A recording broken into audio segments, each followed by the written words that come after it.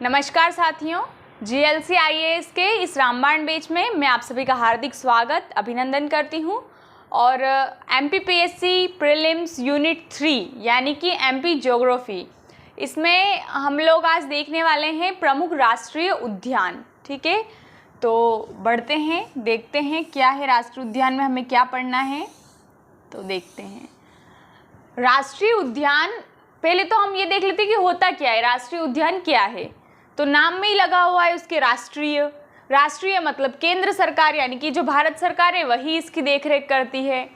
और इसमें जैसे कि पर्यावरण, प्राकृतिक पर्यावरण के संरक्षण के लिए इनको बनाया जाता है, जिसमें जो जानवर वगैरह रहते हैं तो कोशिश रहती है कि मानवीय हस्तक्षेप वहाँ पर ना हो, इसलिए मानवीय गतिविधियों पर वहाँ पर पूर्णतः प्रतिबंध लगाया गया है। और जैसे कि आप अभ्यारण्य भी होते हैं, पर अभ्यारण्य के मुकाबले जो राष्ट्रीय उद्यान होते हैं उनमें प्रतिबंध ज़्यादा होता है। जैसे कि कोई जा नहीं सकता, मानव लकड़ी वकड़ी नहीं काट सकता, ऐसी चीज़ें पूर्णतः प्रतिबंधित होती है। तो ये इसका उद्देश्य यही है कि प्राकृतिक पर्यावरण का संरक्षण और जैव विविधता को बढ़ावा देना, ये इसके कुछ मुख्य उद्देश्य हैं। अब राष्ट्रीय उद्यान की स्थापना किस चीज़ के तहत की जाती है या किस अधिनियम के तहत? तो राष्ट्रीय उद्यान अधिनियम 1952 के तहत राष्ट्रीय उद्यान की स्थापना की जाती है। तो कौन सा एक्ट है? ये एक्ट है 1952 का। इसके तहत जितने भी राष्ट्रीय उद्यान हैं वो स्थापित होते हैं। तो ये देखिए, नवीनतम जो राष्ट्रीय उद्यान है वो कौन सा है अभी हमारा? वो है कुनो पालनपुर। और जो सबसे पुराना राष्ट्रीय उद्यान है वो है कान्हा किसली, है ना। जो सबसे पहला या प्राचीन राष्ट्रीय उद्यान एमपी का कान्हा किसली, और जो अभी नया नया बना है वो है कुनो पालनपुर। तो बढ़ते हैं, सबसे पहला देखते हैं कान्हा किसली नेशनल पार्क क्या है, इसमें कहाँ पर है ये? तो मंडला जिले के अंतर्गत ये आता है। मंडला आप देखेंगे मैप में तो आपको मिलेगा पूर्वी मध्य प्रदेश या बघेलखंड वाला जो जोन है वहाँ पर मिलेगा आपको मंडला, और मंडला में है कान्हा किसली नेशनल पार्क। इसकी स्थापना एक अभ्यारण्य के रूप में हुई थी, यानी कि जब ये पहली बार बना था तो इसको बंदे राष्ट्रीय उद्यान नहीं बनाया था, ये पहले इसको अभ्यारण्य घोषित किया था। तो अभ्यारण्य के रूप में इसकी स्थापना हुई थी 1933 में, और उसके बाद इसको राष्ट्रीय उद्यान का दर्जा मिला 1955 में। तो 33 में अभ्यारण्य बना, 55 में ये नेशनल पार्क बना। फिर टाइगर प्रोजेक्ट आया तो इसको टाइगर प्रोजेक्ट में भी शामिल किया। कब किया? तो 1974 में इसको टाइगर प्रोजेक्ट में शामिल किया। एमपी का ये सबसे बड़ा राष्ट्रीय उद्यान है ना, सबसे पुराना भी और सबसे बड़ा भी, दोनों में आ जाएगा कान्हा किसली नेशनल पार्क। किस लिए फेमस है? तो ये ब्रेडरी प्रजाति के बारहसिंगे के लिए ज़्यादा प्रसिद्ध है। और ब्रेडरी प्रजाति का बारहसिंगा हमारे लिए इसलिए इम्पोर्टेंट है क्योंकि जो हमारे मध्य प्रदेश का राजकीय पशु है वो यही है, ब्रेडरी प्रजाति का बारहसिंगा। अब आपको देखना है कि इसका साइंटिफिक नेम क्या है बारहसिंगा का, ठीक है। तो ये जो है कान्हा किसली नेशनल पार्क में पाया जाता है। अमेरिका के द्वारा यहाँ पर पार्क इंटरप्रिटेशन नामक योजना चलाई गई है। बंजर व हालो घाटी इस नेशनल पार्क में स्थित है ना। इसके अलावा यहाँ पर दो नदियाँ बहती इस नेशनल पार्क में, एक बंजर नदी और एक सुपर्णा नदी। तो बंजर नदी और सुपर्णा नदी ये दोनों नदियाँ बहती है कान्हा किसली राष्ट्रीय उद्यान में। और ये पहला ऐसा राष्ट्रीय उद्यान है जिसने अपना शुभंकर जारी किया। शुभंकर आप देखते होंगे, ओलंपिक वगैरह होते तो वो पहले से शुभंकर जारी कर देते, यानी कि एक वो फोटो मतलब ऐसा बनाते हैं, है ना, तो जिसको मैस्कट बोलते हैं इंग्लिश में। तो ये शुभंकर जारी करने वाला पहला राष्ट्रीय उद्यान था कौन? Kanha Kisli national park. और इनका शुभंकर है भूर सिंह द बारहसिंगा। बेगा जनजाति की जो महिलाएं हैं वो यहाँ पर गाइड का काम करती हैं, और इसको एशिया का सबसे सर्वश्रेष्ठ राष्ट्रीय उद्यान का दर्जा भी मिला हुआ है। तो ये कुछ प्रमुख तथ्य थे कान्हा किसली नेशनल पार्क से संबंधित, आपको ये याद भी रखने हैं। अब अगला नेशनल पार्क देखते हैं हम, माधव राष्ट्रीय उद्यान। माधव राष्ट्रीय उद्यान, इसकी स्थापना कब हुई? 1958 में इसकी स्थापना हुई। और ये कौन से जिले में है? तो ये शिवपुरी में है। शिवपुरी मिलेगा आपको बिल्कुल, जो मध्य प्रदेश है ये तो ये वाला जो पोर्शन है यहाँ पर है शिवपुरी, है ना। तो शिवपुरी में है कौन सा, माधव नेशनल पार्क। यहाँ पर सांख्य सागर और माधव सागर, ये दोनों झीलें हैं, है ना। सांख्य सागर और माधव सागर झील कौन से राष्ट्रीय उद्यान में है, तो ये माधव राष्ट्रीय उद्यान में है। और सांख्य सागर आपके लिए इसलिए महत्वपूर्ण हो जाता है क्योंकि सांख्य सागर को अभी 2022 में रामसर साइट का दर्जा मिला है, तो ये करंट के हिसाब से भी इम्पोर्टेंट है।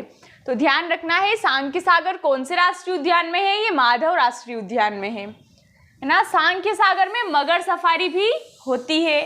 तो मगर सफारी कहाँ होती है, सांख्य सागर में, जो कि माधव राष्ट्रीय उद्यान में।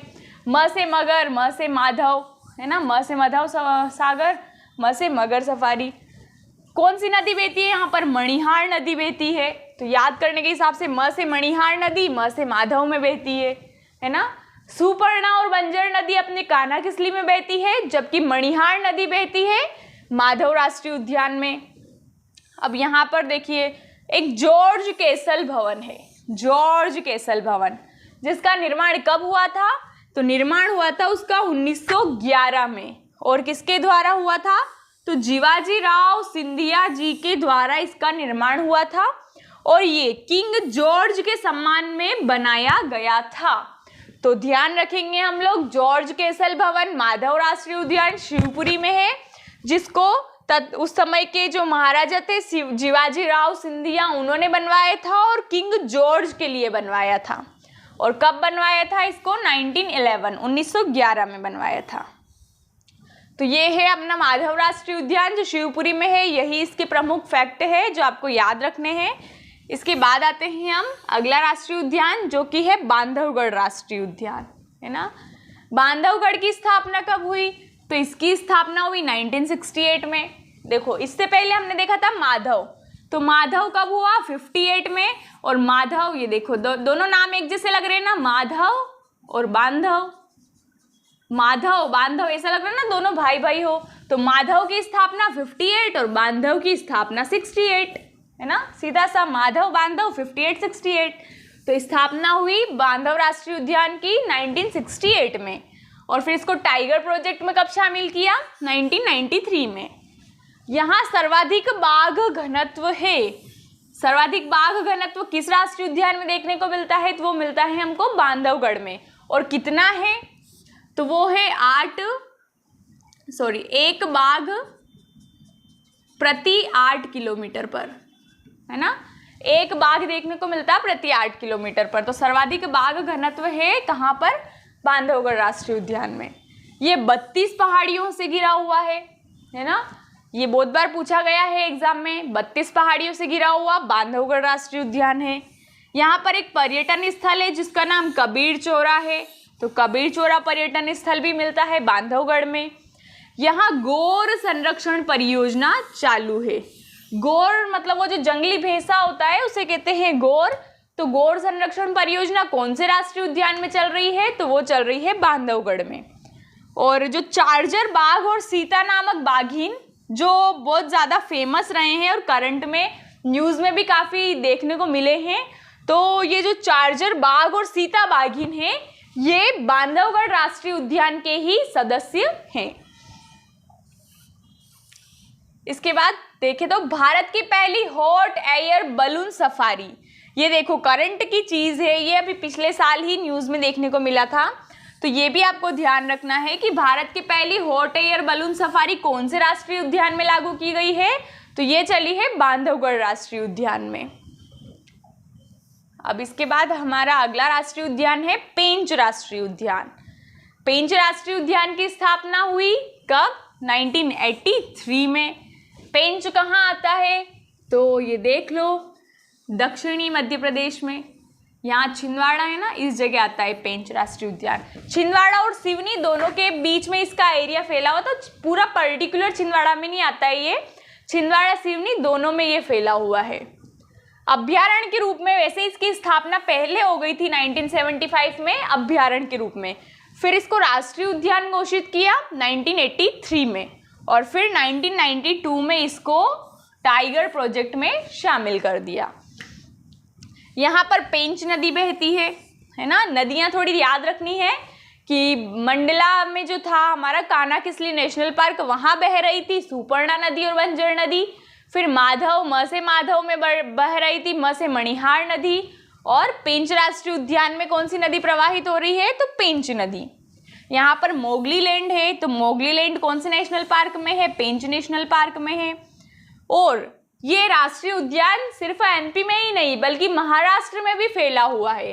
तो कभी क्वेश्चन आ जाए एग्जाम में और वहां पर एमपी ऑप्शन में नहीं हो और महाराष्ट्र हो तो महाराष्ट्र को चुन लेना है, क्योंकि ये एमपी, क्योंकि देखो ये हमारा हो गया मध्य प्रदेश, है ना, और मध्य प्रदेश के नीचे वाला जो हिस्सा ये हो गया महाराष्ट्र, है ना, और यहाँ आता है छिंदवाड़ा सिवनी, इस जगह है पेंच नेशनल पार्क, और ये थोड़ा महाराष्ट्र में भी ये चला जाता है, तो एमपी महाराष्ट्र दोनों में है ये।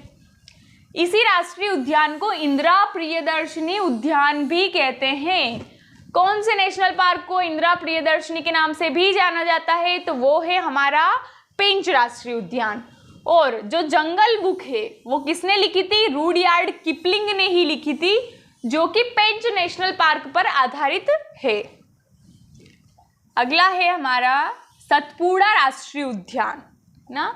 सतपुड़ा राष्ट्रीय उद्यान की स्थापना हुई 1981 में और ये होशंगाबाद में स्थापित है। कहाँ है, होशंगाबाद में 1981 में स्थापना हुई और ये भी टाइगर प्रोजेक्ट में है।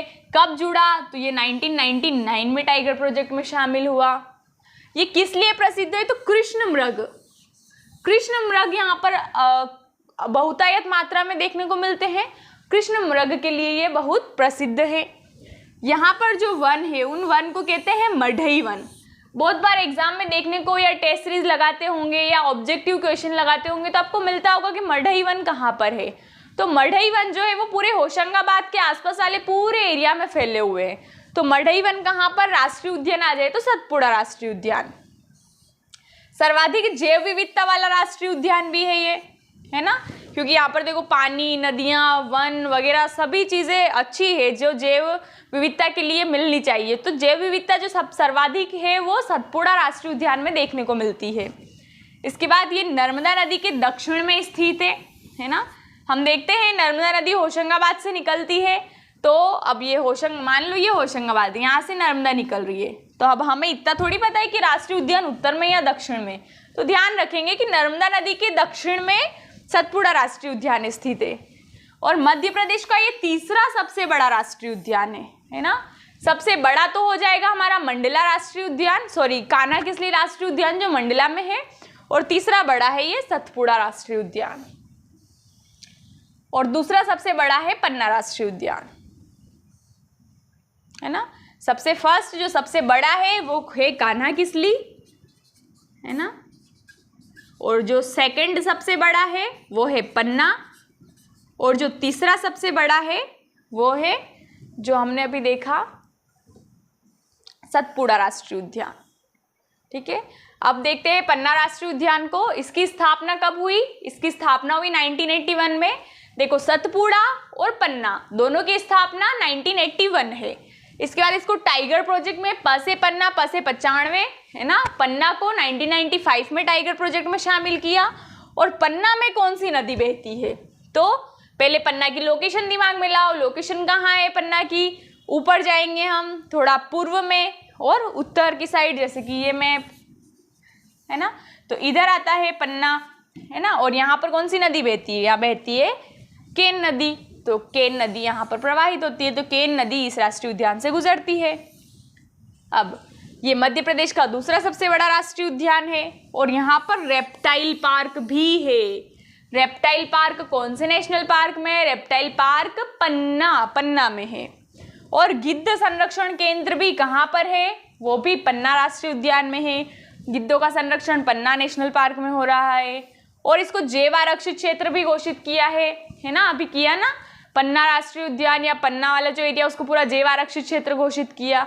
तो उसको किया था 2011 में नेशनल लेवल पर कर दिया था।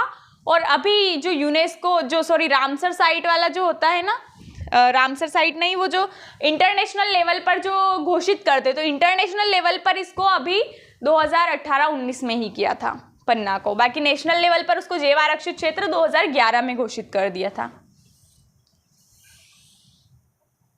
इसके बाद आता है संजय राष्ट्रीय उद्यान। तो संजय राष्ट्रीय उद्यान की स्थापना कब हुई?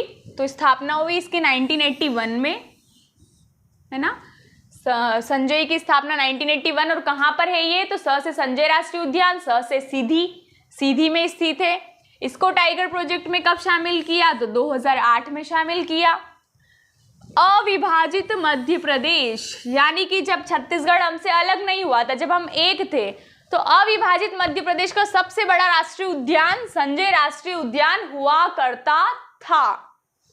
छत्तीसगढ़ में इसे गुरु घासीदास के नाम से जानते हैं, क्योंकि अब छत्तीसगढ़ अलग हुआ तो इसका कुछ हिस्सा छत्तीसगढ़ में भी गया होगा। तो छत्तीसगढ़ में जो इसका हिस्सा है उसे किस नाम से जानते हैं? गुरु घासीदास राष्ट्रीय उद्यान के नाम से जानते हैं। और सर्वाधिक चीतल कहाँ देखने को मिलते हैं?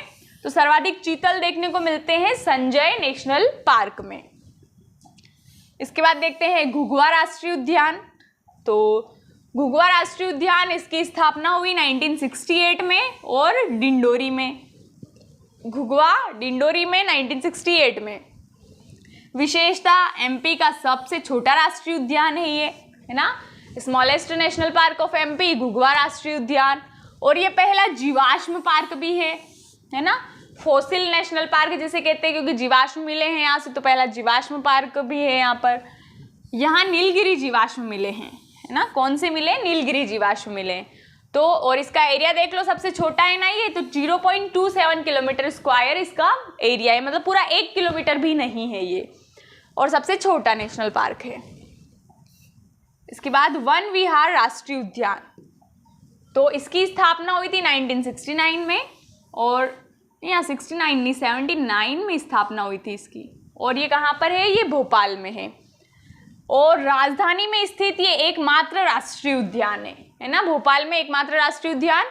और 1993-94 में इसको चिड़ियाघर भी बना दिया था, मतलब ये राष्ट्रीय उद्यान भी है, राष्ट्रीय उद्यान के साथ साथ ये चिड़ियाघर भी है।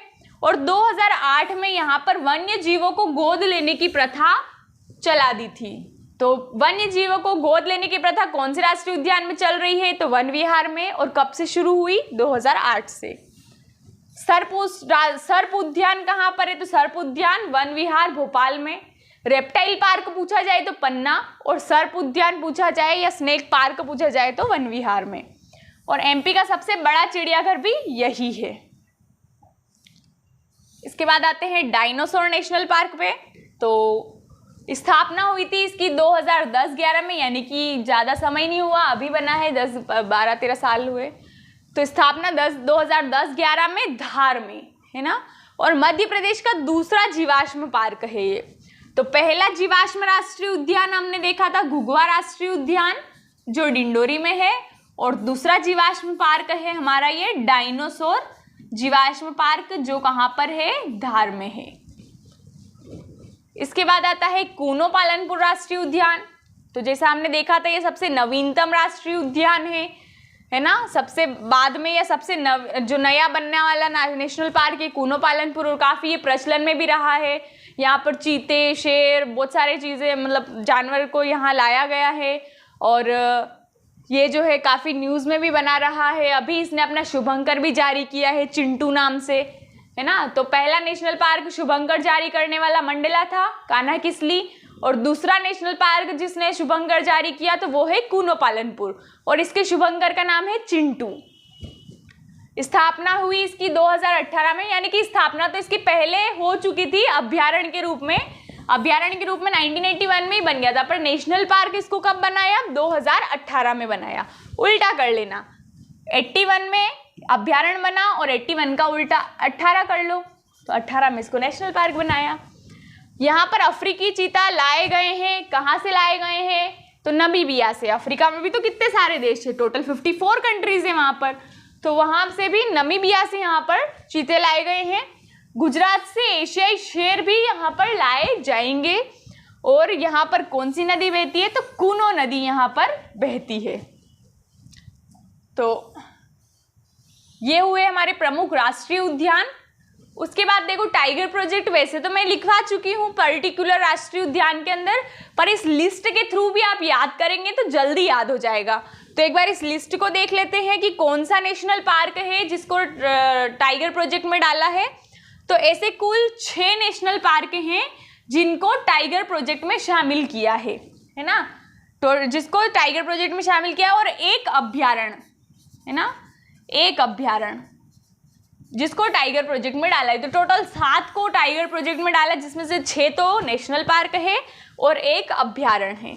अब देख लेते हैं किसको डाला और कब डाला। तो कान्हा किसली को टाइगर प्रोजेक्ट में शामिल किया 1974 में। जैसे टाइगर प्रोजेक्ट आया और आते ही सबसे पहले किसको शामिल कर लिया, कान्हा किसली को शामिल कर लिया 74 में। इसके बाद बांधवगढ़ को शामिल किया 1993 में। पन्ना प से 95, पन्ना को 1995 में। सतपुड़ा को 1999 में। पेंच को 1992 में। संजय को 2008 में और रातापानी अभ्यारण्य को सबसे लास्ट में 2012 में टाइगर प्रोजेक्ट में शामिल किया।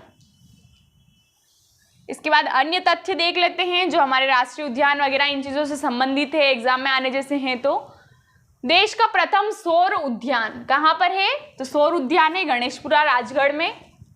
जंगल गलियारा योजना ये कहाँ चलने वाली है, तो ये कान्हा राष्ट्रीय उद्यान को बांधवगढ़ राष्ट्रीय उद्यान, इन दोनों के बीच में गलियारा बनाने की बात चल रही है, कान्हा और बांधवगढ़ राष्ट्रीय उद्यान के बीच में। सिरपुर तालाब पक्षी विहार ये कहाँ पर है, तो ये इंदौर में है। सिरपुर तालाब पक्षी विहार इसको भी देखो उसमें शामिल किया है रामसर में। फिर Martand Judev white tiger safari ये मुकुंदपुर सतना में शुरू हुई, और कब शुरू हुई, 3 अप्रैल 2016 को शुरू हुई। टाइगर प्रोजेक्ट की शुरुआत कब हुई, तो 1973 में टाइगर प्रोजेक्ट की शुरुआत हुई। उसके बाद देखें तो भारत में टाइगर प्रोजेक्ट के जनक किसे माना जाता है, भारत में माना जाता है कैलाश सांखला को। और अगर विश्व की बात करें कि विश्व में टाइगर प्रोजेक्ट के जनक, तो विश्व में कौन है, विश्व में है गैनीमैन फोर्ड है ना, और भारत में है कैलाश सांखला। गिद्ध प्रजनन केंद्र ये कहाँ पर है, तो गिद्ध प्रजनन केंद्र है केरवा भोपाल में, जबकि गिद्ध संरक्षण केंद्र तो ये है पन्ना में।